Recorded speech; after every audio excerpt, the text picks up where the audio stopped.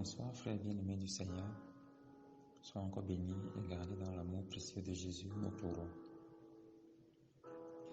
En ce soir, nous allons encore partager une portion de la parole de Dieu. Et pour cela, je prie afin que le Dieu de grâce dispose ton cœur, ton être tout entier, afin qu'il bénisse ton entendement dans sa grâce parfaite, qu'il s'approprie ton être tout entier par son esprit, pour te révéler les choses cachées et bénir ta vie dans la compréhension des choses célestes au nom de Jésus. Je prie en outre afin que toute forme de distraction, toute forme de limitation, d'incompréhension, de restriction que l'ennemi a programmée contre ces moments dans ta vie soit renversée au nom de Jésus. Et que seul Christ soit glorifié dans ces moments d'exaltation. C'est dans le nom précieux de Jésus que j'ai ainsi prié. Amen. Frères, sois encore la bienvenue. Sois encore la bienvenue, sœur, pour ces moments d'exaltation. Je suis le frère Martin. Nous allons continuer de lire la parole de Dieu dans Matthieu chapitre 20. Je lis toujours dans la King James. Donc, la Matthieu chapitre 20, à partir du verset 1, il est écrit: Car le royaume du ciel est semblable à un homme qui est un maître de maison, qui sortit tôt le matin afin d'engager des ouvriers pour son vignoble. Et lorsqu'il fut d'accord avec les ouvriers pour un denier par jour, il les envoya à son vignoble. Il sortit vers la 3e heure, et il en vit d'autres se tenant sur la place du marché sans rien faire. Et il leur dit: Allez, vous aussi dans le vignoble, et je vous donnerai ce qui convient. Et ils y allèrent. Il sortit encore vers la 6e heure et la 9e heure, et fit de même. Vers la 11e heure, il sortit et en trouva d'autres se tenant sans rien faire. Et il leur dit: Pourquoi vous tenez-vous ici toute la journée sans rien faire? Ils lui dirent: Parce que personne ne nous a engagés. Il leur dit: Allez, vous aussi dans le vignoble, et vous recevrez ce qui convient. Ainsi, lorsque le soir fut venu, le seigneur du vignoble dit à son intendant: Appelle les ouvriers et donne-leur leur salaire, en commençant par les derniers jusqu'aux premiers. Et lorsque vinrent ceux qui avaient été engagés vers la 11e heure, ils reçurent chaque homme un denier. Mais lorsque les premiers vinrent, ils supposèrent qu'ils recevraient davantage, et ils reçurent de même chacun un denier. Et quand ils le reçurent, ils murmuraient contre le maître de la maison, disant: Ces derniers n'ont effectué qu'une heure, et tu les as fait égaux à nous, qui avons supporté la charge et la chaleur du jour. Mais il répondit et dit à l'un d'eux: Ami, je ne te fais aucun tort. N'étais-tu pas d'accord avec moi pour un denier? Prends ce qui est à toi et va. Je donnerai à ce dernier, c'est-à-dire comme à toi. Ne m'est-il pas permis de faire ce que je veux avec ce qui m'appartient? Ton nez est-il mauvais parce que je suis bon? Ainsi les derniers seront les premiers, et les premiers les derniers, car beaucoup sont appelés, mais peu sont choisis. Verset 17. Et Jésus, montant à Jérusalem, prit à part les 12 disciples en chemin et leur dit: Voici, nous montons à Jérusalem, et le Fils de l'homme sera trahi entre les mains des principaux prêtres et des scribes, et ils le condamneront à mort, et ils le livreront aux gentils pour le moquer et le fouetter, et le crucifier, et le 3e jour il ressuscitera. Alors vint à lui la mère des enfants de Zébédée avec ses fils, l'adorant et désirant une certaine chose de lui. Et il lui dit: Que veux-tu? Elle lui dit: Accorde que ceux-ci, mes 2 fils, puissent s'asseoir l'un à ta main droite et l'autre à la gauche, dans ton royaume. Mais Jésus répondit et dit: Vous ne savez ce que vous demandez. Êtes-vous capable de boire à la coupe que je vais boire et être baptisé du baptême dont je suis baptisé? Ils lui dirent: Nous le sommes. Et il leur dit: Vous boirez en effet de ma coupe, et vous serez baptisés du baptême dont je suis baptisé. Mais d'être assis à ma droite, à ma main droite et à ma gauche, ce n'est pas à moi à le donner, mais cela sera donné à ceux pour lesquels cela est préparé par mon Père. Et lorsque les 10 l'entendirent, ils furent émus d'indignation contre les 2 frères. Mais Jésus les appela à lui et dit, vous savez que les princes des gentils exercent leur domination sur eux, et ceux qui sont grands exercent leur autorité sur eux. Mais il n'en sera pas ainsi parmi vous. Mais quiconque voudra être grand parmi vous, qu'il soit votre ministre. Et quiconque voudra être le chef parmi vous, qu'il soit votre serviteur. De même que le Fils de l'homme n'est pas venu pour servir, pour être servi, mais pour servir et donner sa vie comme une rançon pour beaucoup. Et comme il partait de Jéricho, une grande multitude le suivit. Et voici 2 hommes aveugles assis sur le bord du chemin. Lorsqu'ils entendirent que Jésus passait, ils crièrent disant, aie miséricorde envers nous, ô Seigneur, toi fils de David. Et la multitude les reprit pour qu'ils se taisent. Mais ils criaient encore plus fort, disant, aie miséricorde envers nous, ô Seigneur, toi fils de David. Et Jésus s'arrêta et les appela et dit, que voulez-vous que je vous fasse? Ils lui dirent, Seigneur, que nos yeux puissent être ouverts. Ainsi Jésus eut compassion d'eux et toucha leurs yeux. Et immédiatement, leurs yeux reçurent la vue et ils le suivirent. Amen. Donc, bien-aimés dans le Seigneur, nous sommes dans Matthieu chapitre 20. Et ici, le chapitre commence avec une parabole de Jésus-Christ qui donne une autre caractéristique du royaume des cieux. Il dit que ce royaume est semblable à un homme qui est un maître de maison. Et le matin, il sort pour engager des ouvriers. Alors, on voit ici que ça revient à ce que Jésus a dit, la moisson appartient au maître. Et nous prions afin que le Seigneur envoie des ouvriers. Et ici, c'est le maître lui-même qui sort pour aller engager des ouvriers. Ce que nous pouvons d'abord comprendre ici, c'est que nous, en tant qu'ouvriers, ce n'est pas nous qui allons chercher des ouvriers pour le Seigneur.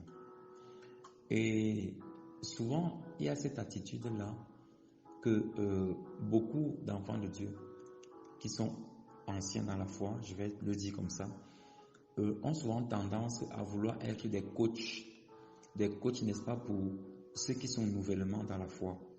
Frère, c'est une erreur, c'est un asservissement qu'on fait souvent dans la vie de ces frères-là, de ces bien-aimés.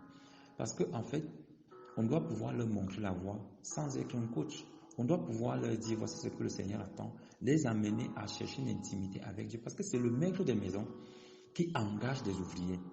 Ce n'est pas à nous de dire que le Seigneur t'appelle à un ministère, le Seigneur t'appelle à un service. Et je suis souvent un peu choqué de voir avec quel empressement, n'est-ce pas, beaucoup d'hommes de Dieu s'engagent souvent pour déclarer ces choses sur la vie de nouveaux convertis. Frère, parfois c'est même notre chair qui le fait. Parfois c'est notre volonté même de voir quelqu'un au service de Dieu qui le fait. Et nous déclarons des choses pensant que c'est le Seigneur qui nous a dit. La manière de parler du Fils, lorsque l'apôtre Paul nous parle dans le livre d'Hébreux au chapitre 1, il dit, je voudrais qu'on lise ça ensemble, frère. Je ne voudrais pas paraphraser, parce que je voudrais que ce soit très précis dans l'esprit des uns et des autres. Alors nous sommes dans Hébreux, dans le chapitre 1. Écoutez ce que l'apôtre Paul dit. Après avoir autrefois à de nombreuses reprises et de bien des manières parlé à nos ancêtres par les prophètes, Dieu dans ces jours qui sont les derniers, nous a parlé par le Fils. Frère, comment est-ce que le Fils parle? Le Fils ne parle pas comme les prophètes parlaient dans l'Ancienne Alliance. Regardez l'histoire de Paul. Lorsque Jésus parle à Paul et lui dit, va à Damas, je t'enverrai quelqu'un qui te dira quoi faire. En même temps, il parle à Ananias pour lui dire, va prier pour telle personne, pour Paul, parce qu'il est en ce moment aveugle, il est en train de prier, attendant que s'accomplisse ce que je lui ai dit. Donc, la manière de parler du Fils, c'est que non seulement il adresse la prophétie à la personne qui est concernée par l'appel, mais il adresse aussi la même prophétie à la personne qui doit annoncer à cette dernière qu'elle a un appel. Je reprends. La manière de parler du prophète dans l'Ancienne Alliance, c'est que Dieu donnait instruction au prophète et il allait informer la personne qui était concernée. Samuel est parti oindre David. David n'avait pas été informé qu'il avait été choisi. Et vous pouvez le démontrer, vous pouvez le voir dans tout ce qui se fait. Élie avec Élisée, je dis, tous les prophètes avaient la nouvelle à annoncer à celui qui devait la recevoir sans que cette personne ne soit informée elle-même. Maintenant, dans la nouvelle alliance, la manière de parler du Fils, c'est que le Fils va dire aussi bien à celui qui doit annoncer la nouvelle qu'à celui qui doit la recevoir, il va leur donner la même information. Pourquoi? Parce que la prophétie dans la nouvelle alliance est confirmative. Donc, ce n'est pas lorsque un homme va te dire que le Seigneur t'attend en tant qu'ouvrier, le Seigneur t'appelle en tant que serviteur. Tu dois pouvoir recevoir ça dans ton cœur pour être dans l'assurance que c'est le Seigneur qui t'appelle. Et c'est comme ça que beaucoup d'enfants de Dieu sont entrés sous le joug d'autres personnes pensant qu'ils servaient à Dieu. Alors qu'en fait, c'était simplement le désir de ces hommes-là de les voir là pour une raison ou pour une autre. Parfois, ce n'est pas toujours pour des raisons charnelles. Enfin, pas charnelles, mais j'allais dire financières. Parce que tant que ce n'est pas par l'Esprit de Dieu, c'est charnel. Parfois, ce n'est pas pour des raisons financières. Parfois, c'est véritablement qu'ils voient un caractère en toi qui peut être intéressant pour Dieu. Et ils pensent que Dieu est en train de t'appeler. Pourtant, peut-être Dieu ne t'appelle pas de cette manière-là. Parce qu'il faut se rappeler que dans le livre d'Apocalypse, la parole nous dit que il a fait de nous un royaume et des sacrificateurs. Ça veut dire qu'un enfant de Dieu, à la base, est d'abord sacrificateur pour le Seigneur. Donc nous sommes tous au service du Maître. Mais nous sommes au service du Maître de différentes façons. Maintenant, pour travailler dans la vie, c'est un travail particulier, d'une manière spécifique, parce que tous ne faisaient pas le même travail. Chacun avait un travail bien particulier. Et c'est le Maître qui doit t'appeler. C'est le Maître qui doit venir te chercher. Donc, si ce n'est pas l'Esprit de Dieu qui attire un homme au service de Dieu, cet homme ne pourra jamais faire ce que le Seigneur veut. Et c'est comme ça que plusieurs se sont retrouvés dans cette affaire, c'est par leur propre volonté, et sont devenus comme les mauvais médecins, comme les mauvais enseignants, qui ne font plus le travail par amour, mais qui le font parce qu'il n'y a rien d'autre à faire. Et aux yeux de tous ceux qui regardent, on a le sentiment que être serviteur de Dieu, c'est lorsque tu as raté ta vie. Frère, si tu as eu cette pensée un jour, à cause de tout ce que tu as vu, tu peux te repentir devant le Seigneur et dire véritablement que les serviteurs de Dieu sont choisis par le Maître lui-même. Et ce que l'ennemi fait, c'est qu'il amène beaucoup à se recommander eux-mêmes, à se choisir eux-mêmes, à se pousser eux-mêmes dans la vie. Frère, c'est le maître des maisons qui est sorti. Et il dit qu'il est sorti tôt le matin pour engager des ouvriers pour sa vie. Parce que la récolte appartient au maître. Donc, rassure-toi que tu as été appelé par le maître. Si tu n'as pas été appelé par le maître, il y a de grandes chances. Il y a une très grande probabilité que tu te retrouves, même si tu as commencé par un cœur sincère et vrai, que tu te retrouves dans le camp de l'ennemi. Dans le camp de l'ennemi, c'est-à-dire que tu vas prêcher la chair, tu vas prêcher les choses qui éloignent les hommes de Dieu, et tu vas faire une fixation sur le matériel, sur l'argent, d'une manière ou d'une autre. Donc, bien aimé dans le Seigneur, revoyons bien l'appel. Que chacun s'examine et qu'il se rassure que c'est le Saint-Esprit qui lui a dit quoi faire pour la vie du maître. Alors, le maître s'est mis d'accord avec les premiers qu'il va leur donner un denier par jour. Donc, pour leur salaire, il leur donnera un denier. Et voici, ils reçoivent la 3e heure, la 6e heure, la 9e heure, jusqu'à la 11e heure. Et à chaque fois, il dit, je vais vous donner, allez-y, je vais vous donner ce qui est convenable. Il parle toujours de ces mêmes deniers-là. Alors, il vit d'autres se tenant sur la place du marché sans rien faire à la 3e heure. Il leur demande, mais allez vous aussi, je vous donnerai ce qui convient. Donc, vous voyez que le maître sort à des heures bien précises. Il sort à la 1e heure, qui correspond dans notre fonctionnement à 6 heures. À la 3e heure, à 9 heures. Il sort à la 6e heure, à midi. Il sort à la 9e heure, à 15 heures. Et après, il sort à la 11e heure. Il est 17 heures. Frère, parce que le travail du maître, il a dit, n'y a-t-il pas 12 heures dans la journée? Et n'est-ce pas pendant qu'il fait jour que l'on doit travailler? Ces 12 heures-là, en fait, représentent les heures dans lesquelles, ces 12 représentent d'abord les 12 apôtres. Et c'est à la lumière de l'enseignement des 12 que nous devons travailler, que nous devons édifier l'Église, que nous devons enseigner. C'est-à-dire que tout ce qui vient en dehors de l'enseignement des 12, qui eux-mêmes le tirent de l'enseignement de Jésus-Christ, ces choses-là ne sont pas de Dieu. Regardons ce que les 12 ont enseigné. Voilà, le Christ, le maître de la maison, est sorti pour chercher des ouvriers dans les 12 heures convenables, parce que c'est dans ces 12 heures qu'il fallait travailler.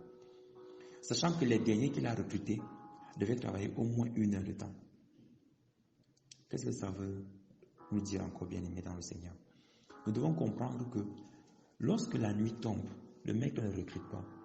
Le maître n'agrège jamais le travail de la nuit. Le travail de la nuit ne veut pas dire travailler à des heures de nuit selon l'horloge du monde, mais ça veut dire faire ce que Christ n'a pas enseigné. Si quelqu'un dit qu'il veut gagner des âmes et qu'il ne s'appuie pas sur la doctrine de Jésus et des 12 et qu'il tord le sens des Écritures, soit disant que c'est pour les bébés spirituels, il faut les encourager, il faut pouvoir leur dire sachez que vous êtes des vainqueurs, sachez que Christ vous aime, pour dire que bon, pendant qu'ils vont grandir, n'est-ce pas, ils vont apprendre ce qu'ils vont souffrir plus tard. Frère, c'est très dangereux parce que tu es en train d'enseigner à la lumière de ce qui ne se fait pas sous le jour. Tu es en train d'enseigner dans les heures où le maître n'a pas pris des ouvriers pour faire le travail dans la vigne. Bien-aimés du Seigneur, regardons le message de Jésus et des 12. Jésus, quand il a commencé le ministère, il a dit « Repentez-vous ». Les 12, quand ils ont commencé, après avoir reçu le Saint-Esprit, ils ont dit « Repentez-vous ». Ils n'ont jamais enseigné autre chose aux hommes que de se rapprocher de Dieu, de recevoir la vie, sans jamais leur montrer ce qu'ils gagnaient dans ce monde-ci, mais toujours leur montrer ce qu'ils devaient gagner dans celui qui vient. Et comment est-il possible qu'aujourd'hui, autant d'enfants de Dieu se laissent berner par des doctrines autres que celles-ci, où Jésus lui-même a dit, on va le lire plus tard, que ne régnez pas sur eux comme les rois de ce monde, qui sont sans pitié, intransigeants. Et nous voyons ces choses et nous les acceptons. Pourquoi? Parce que nous avons reçu un évangile qui est venu dans les heures de la nuit. Frère, comment est-ce que tu as reçu l'évangile? Est-ce que c'était à la lumière du jour, comme le maître est allé chercher des ouvriers pour travailler dans sa vigne pendant qu'il faisait jour? Nous devons nous examiner correctement. Qu'est-ce qu'on t'a promis quand tu es venu à Christ? Qu'est-ce qu'on t'a dit? À partir de ça, tu peux savoir si tu as reçu l'évangile à la lumière du jour ou si tu marches avec un évangile qui est concret à celui de Christ. Qu'on ne se trompe pas. Je ne veux pas que tu te trompes, mon bien-aimé dans le Seigneur. Je ne veux pas que tu te trompes.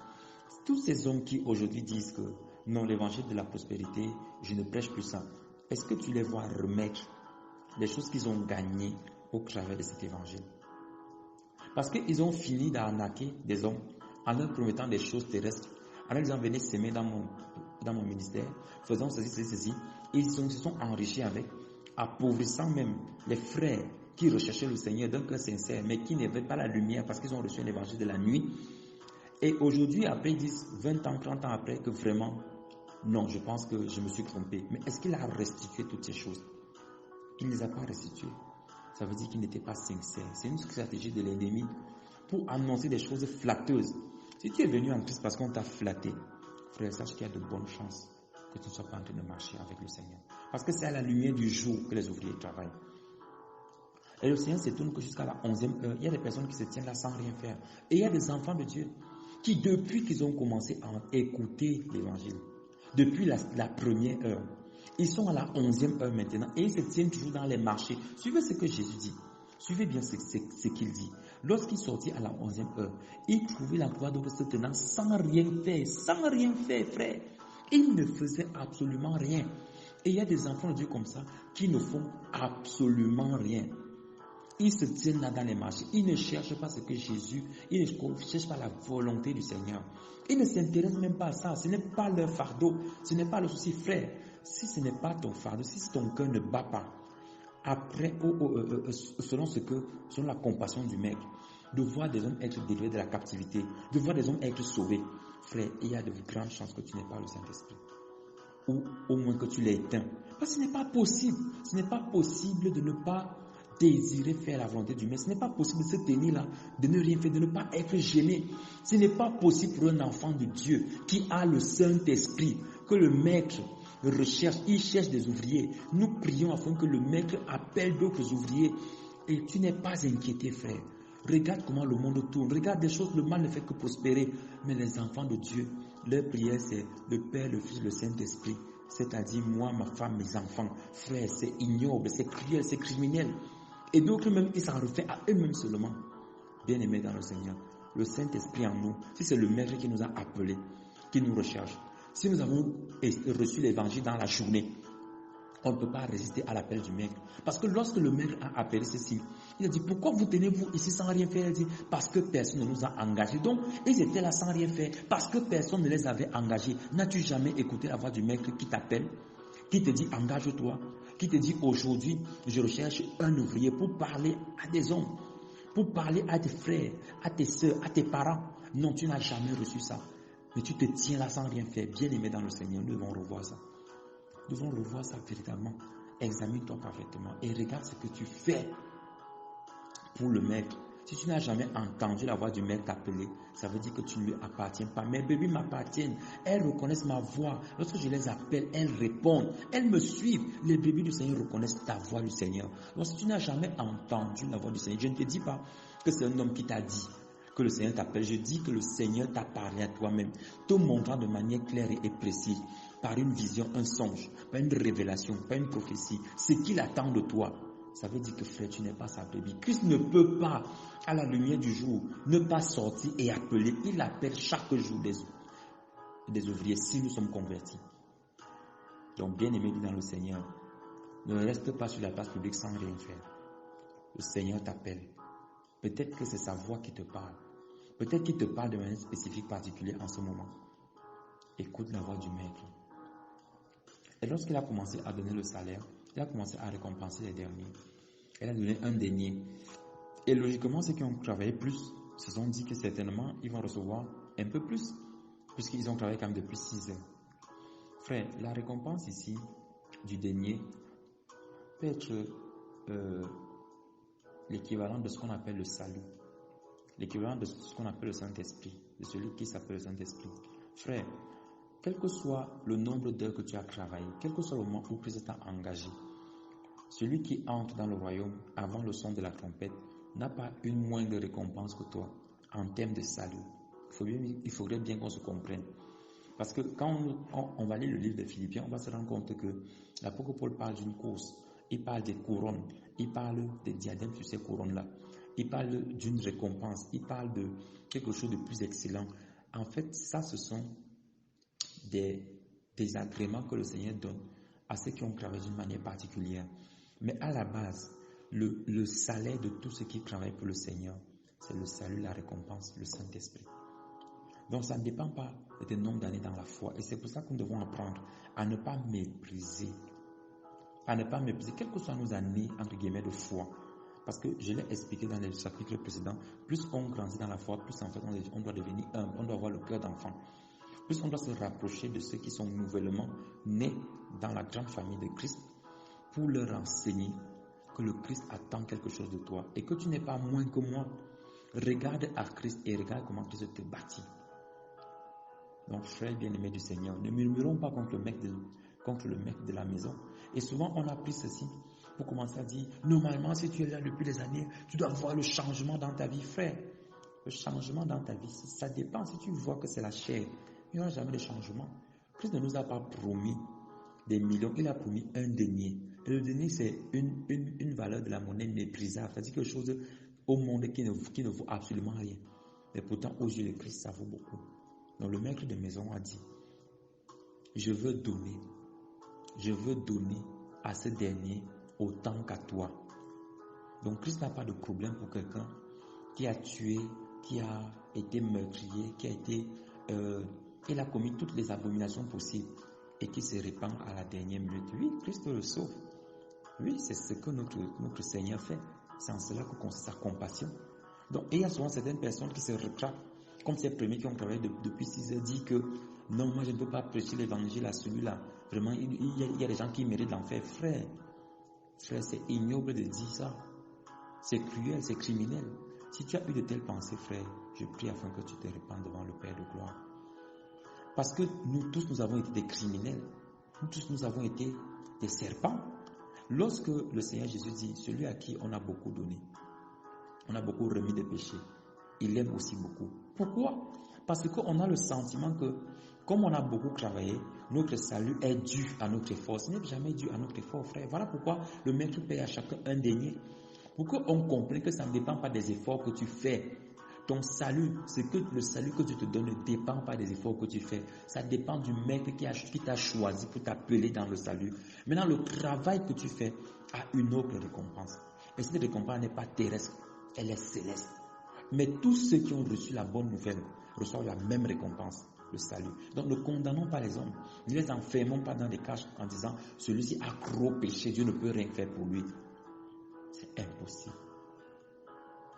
Donc, les derniers seront les premiers. Parce que les premiers vont rester à spéculer que non, je mérite ça. Pendant ce temps, Christ appelle les derniers qui, eux, sont plus prompts à entrer parce qu'ils se rendent compte de la grâce qu'ils ont reçue. Et c'est ça la particularité des ouvriers de la 11e heure. Pas la déformation qu'on a donnée. Non, même si j'arrive au culte, quand on dit le Amen final, je suis l'ouvrier de la dernière heure. Ouvrier de quoi, frère? Tu n'as rien travaillé. Tu es venu te placer là, tu n'as rien travaillé. L'ouvrier de la dernière heure a travaillé quelque chose. Et travailler, c'est travailler pour le maître. En venant, qu'est-ce que tu as fait? Si tu intervenais même en route, qu'est-ce qui t'empêchait de prier chez toi? Donc, cette doctrine-là, vraiment, il faut que le Seigneur délivre ses enfants de ça. Eux, ils pensent qu'il faut seulement être dans la maison de culte pour que la bénédiction tombe sur toi. Frère, ce n'est pas la vérité. Il faut être dans la vigne. Il faut être en train de faire le travail du maître pour que tu reçoives quelque chose. Donc, ça veut dire que il faut donner des paroles d'encouragement. Il faut prier pour des bien-aimés. Oui, c'est ça, être dans la vie. Il faut prier pour des frères. Ça veut dire que quelle que soit la durée pour laquelle tu l'as fait, si tu l'as fait avec l'esprit parce que le mec t'a choisi, alors tu as participé au travail de la vie. C'est de ça qu'il s'agit. Donc que cette doctrine-là, que le Seigneur délivre ses enfants au nom de Jésus-Christ. Eux, ils viennent dans les cultes en retard pour venir dire le Amen final, ou ils ne respectent pas leurs heures de prière pour dire que je suis l'ouvrier de la dernière heure. Frère, si tu es dans cette logique-là, c'est que tu es l'ouvrier du diable. C'est lui qui travaille avec le retard. Quand la trompette va sonner, si tu as des choses à faire, tu vas rester. Nous devons être à l'heure. Nous devons respecter les heures que le Seigneur nous donne. Et si le Seigneur, à chaque fois qu'il a appelé, 3e heure, 6e heure, 9e heure, 11e heure, ils sont immédiatement allés travailler. Donc l'ouvrier de la dernière heure a travaillé quand même 1 heure, frère. Donc rassure-toi que tu travailles au moins 1 heure pour le Seigneur. Et voilà une demande surprenante. Cette maman, la mère des Zébédée, dit que je souhaite que mes fils s'asseyent un à droite, l'autre à ta gauche. Et le Christ dit, ce n'est pas à moi de décider, mais à mon Père qui est dans les cieux. Alors, lorsque le Christ le dit, comme je le dis encore, comme je l'ai dit dans le chapitre précédent, Christ ici est en train de détacher dans l'esprit des hommes le fait qu'ils veulent raccrocher son salut à Christ homme, mais qu'ils raccrochent le salut à Christ esprit. Or le Seigneur c'est l'esprit, donc à Dieu. De telle sorte que, mettez en pratique ce que je vous dis, c'est à partir de cela que vous aurez la vie. Si vous travaillez comme des acharnés pour le royaume du Père, le Père se souviendra éternellement de vous. Et aujourd'hui, on veut souvent se défaire de cette capacité, pas de cette capacité, mais de cet enseignement de Christ, pour que le salut se greffe plutôt dans la vie des personnes. On dit que non, parce que je suis fils de telle congrégation, alors je suis quand même sûr d'être sauvé. On a une très bonne doctrine. Frère, si tu es dans cette pensée-là, que le Seigneur t'en délivre au nom de Jésus. Ce n'est pas une congrégation, ce n'est pas une lignée d'hommes. L'apôtre Paul le dit, que ça ne sert à rien d'entrer dans cette dispute où les hommes, n'est-ce pas, donnent de l'importance aux généalogies, aux appartenances de famille. Et c'est ce qui se passe aujourd'hui dans le monde en Christ. Ce qui se passe, pas dans le monde en Christ, mais dans ce monde-ci religieux. Ce qui se passe, c'est que quand tu te présentes en tant qu'enfant de Dieu, les premières questions qui viennent à toi, c'est que, frère, tu es de quelle assemblée? Ton père spirituel, c'est qui?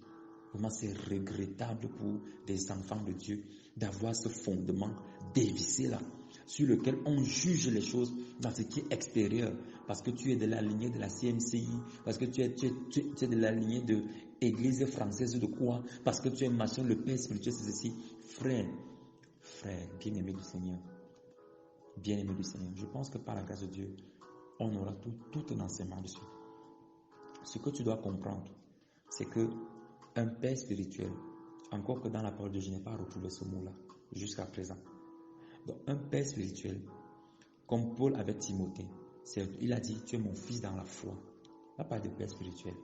C'est quelqu'un qui t'a amené, qui t'a annoncé la bonne nouvelle et qui a pris soin de toi dans la croissance avec Christ, qui veillait dans la prière, la méditation et les supplications afin que tu croisses. Ça ne veut pas dire que c'est quelqu'un qui persévère chez toi. Ça ne veut pas dire ça.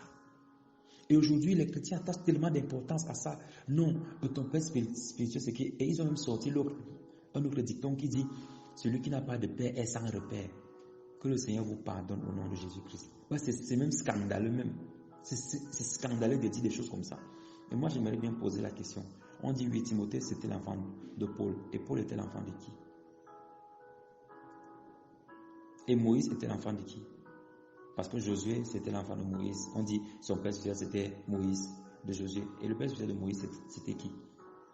Frère, il faut qu'on sorte de cette doctrine-là, démoniaque et satanique, qui amène seulement les hommes à être asservis à d'autres hommes et qui amène les hommes maintenant à vouloir des choses dans le royaume de Dieu au travers des hommes. Voilà ce que Jésus est en train de nous dire ici, que ce n'est pas à moi de donner, c'est à mon Père. C'est à mon Père. Donc référons-nous à Dieu, référons-nous à la marche par l'Esprit, marchons selon que Dieu veut. Ce n'est pas un homme qui nous introduit dans le royaume du ciel, c'est le Saint-Esprit. Et ici, le Seigneur Jésus précise quelque chose. Pour pouvoir être donc baptisé du baptême dont je suis baptisé, suivez ce que Jésus dit dans le verset 22. Pour être baptisé du baptême dont je suis baptisé, ce baptême-là, c'était lequel? Le Saint-Esprit. Il dit la coupe que je vais boire et être baptisé. Donc, il n'était pas encore baptisé du Saint-Esprit.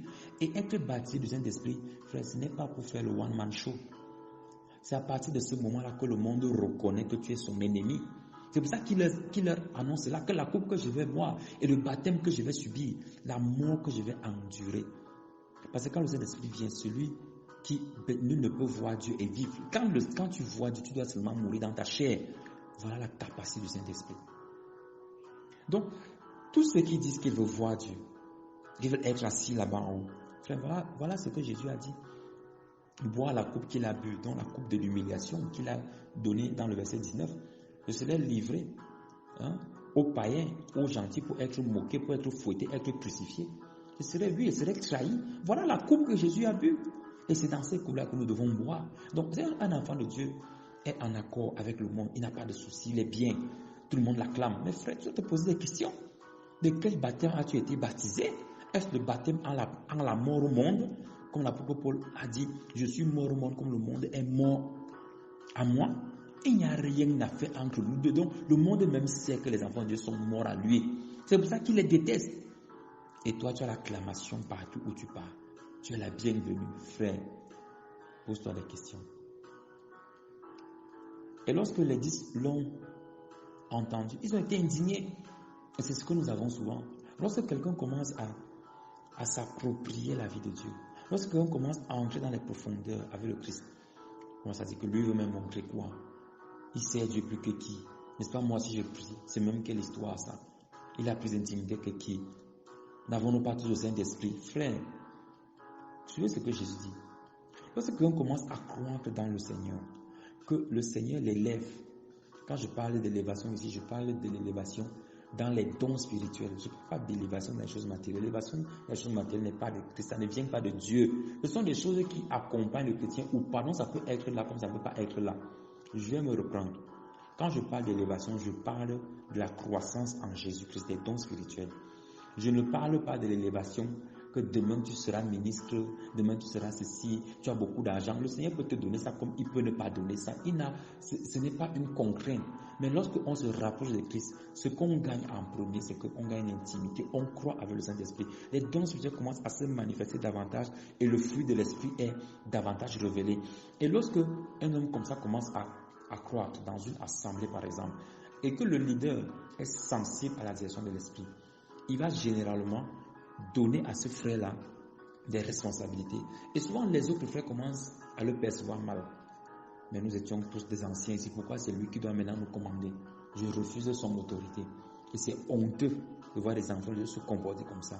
Frère, si tu as eu ce genre de pensée, va te repentir. Demande pardon au Seigneur. Le frère a été élevé parce qu'il s'est rapproché de Dieu.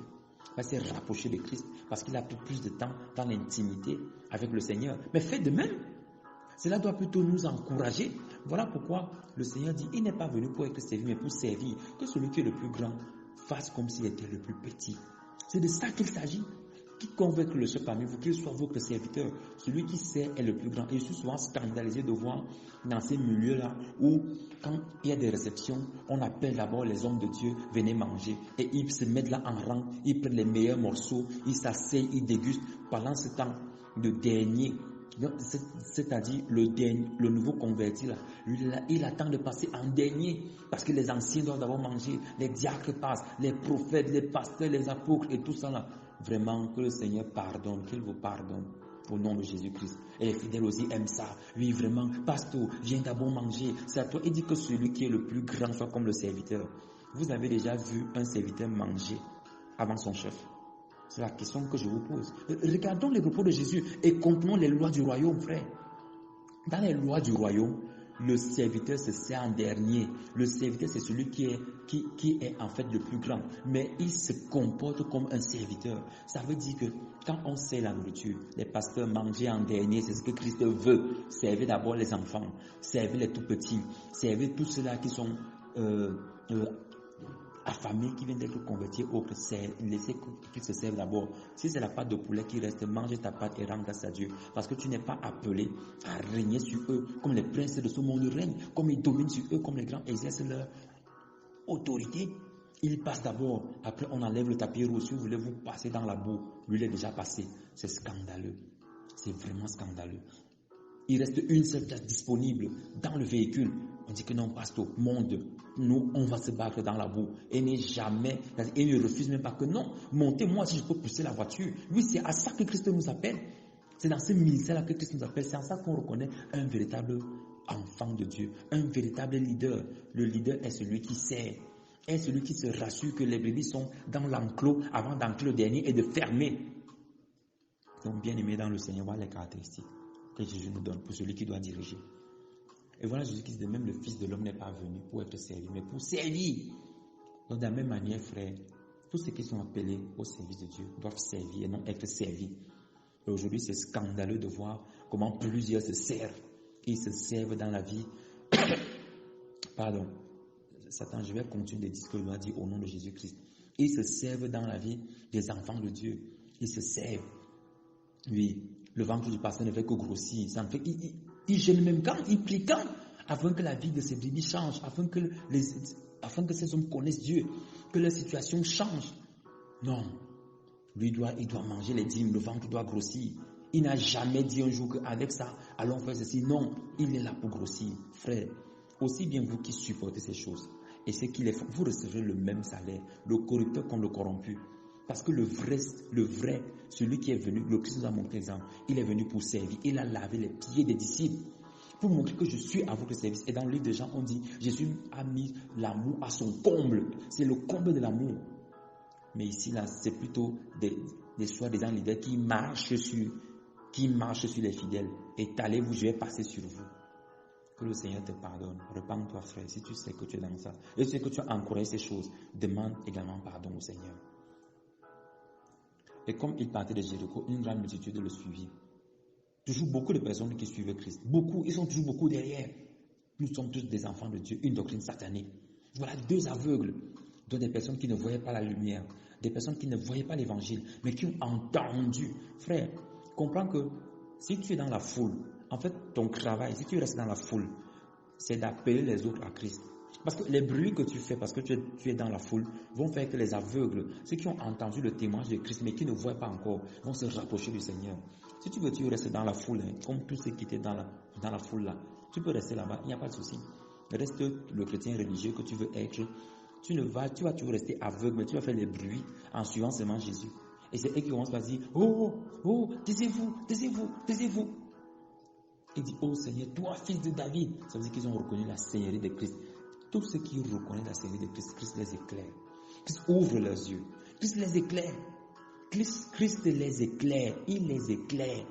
Il n'y a personne qui vient à Christ reconnaissant sa condition d'aveugle sur le plan spirituel, sur le plan du salut, et qui dit, Seigneur, j'ai besoin de toi, et que Christ n'ouvre pas les yeux. C'est impossible.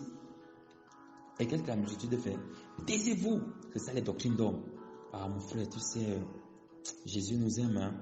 Même quand on prêche la sanctification là, n'oublions pas d'où Jésus nous a tirés. Hein? L'amour de Jésus est grand. Hein? Parce que ceux qui parlent comme ça, maintenant, ils oublient ce qu'ils étaient hier. Hein?